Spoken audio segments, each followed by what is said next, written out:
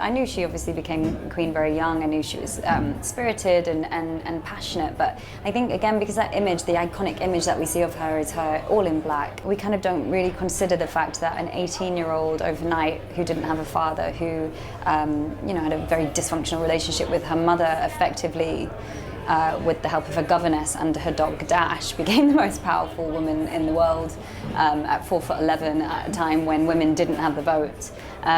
But just her spirit, I kind of like her lack of, she's very unapologetically herself, flawed and kind of warts and all, and gets it very wrong, but ultimately I think has this incredible heart and this unbelievable will, in a way, which is, I think it's fascinating and relatively untold.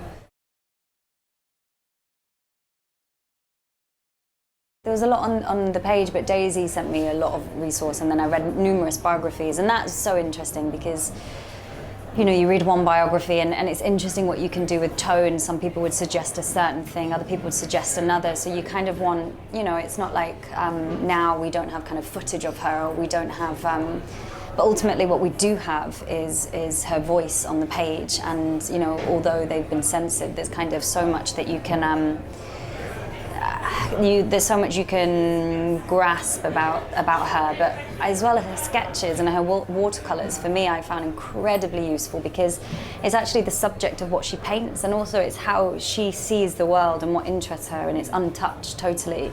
And it's a lot of it is just quite simple and honest, and with a lack of kind of state or pomp. And I think that's the one thing I always think about her, as being she's very straight and forthright and obstinate, and I think especially as she gets older, that's something else that we really try to do, is her going from her youth and being a girl into how she ages as well, into becoming the kind of the formidable Victoria that we associate and that we know very much.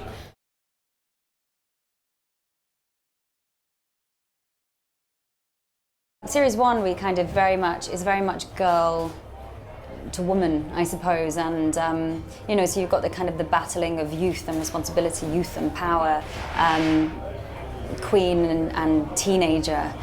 So there was quite a lot of, we covered about 3 years, obviously the coronation and meeting Albert, and in terms of storytelling there was quite a lot to get through to get to the first baby. So it's going to be quite interesting next year, I think, because it's kind of Victoria in married life, but also I think it's a lot of the marriage battle that they had, and navigating the day job, with Victoria being the most powerful woman in the world with a husband, and trying to, but also a very fiercely independent woman, and kind of navigating that battle between the two of them. It's quite a tumultuous and passionate marriage.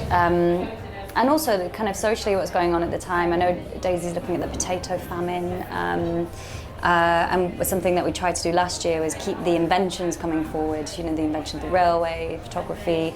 So it's kind of a good examination of socially what was happening at the time.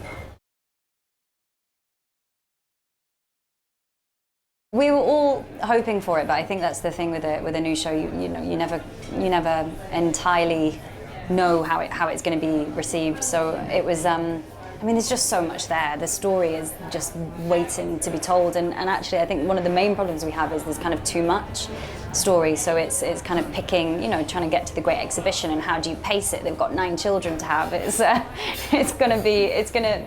There's so many charming little day-to-day details, human stories as well, like away from court, just in between them, or family life, and so it's just rich. It's kind of just navigating where to go. I'm excited to explore, or I think one of the greatest love stories that we've ever had, of two complete opposite people, two young. I think we need to, they're I think they're 21 now, where we've left them, yet still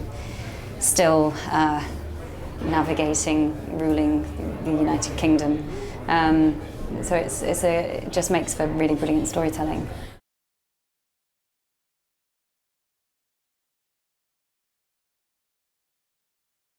I mean, to be honest, I love anything that's a bit further away from, you know, I don't usually like using my own accent or anything like that really helps. And with Victoria, obviously we had contact lenses, we had, you know, we could really play with her age and the way that, like, you know, and obviously the sets. I think all of that really, really helps. But I think the best thing about it is and the most interesting thing is the kind of the social, the protocol and the etiquette, and that's what I kind of love about period drama, is that you have people who behave and how have to behave in this kind of a uniform way that's socially acceptable at the time, and there's certain etiquette, shall we say, and actually what you've got is the human underneath wanting to, you know, be in, and that's what I love about Victoria in particular, because she's kind of has a certain way in which she's supposed to behave and a certain job, I suppose, that she has to follow, yet you've always got the human inside kind of fighting a way to, you know, just to be impulsive or be and not want to follow those kind of social conditions of the time, which is, I love that battle, which is why I love, you know, period drama, I think.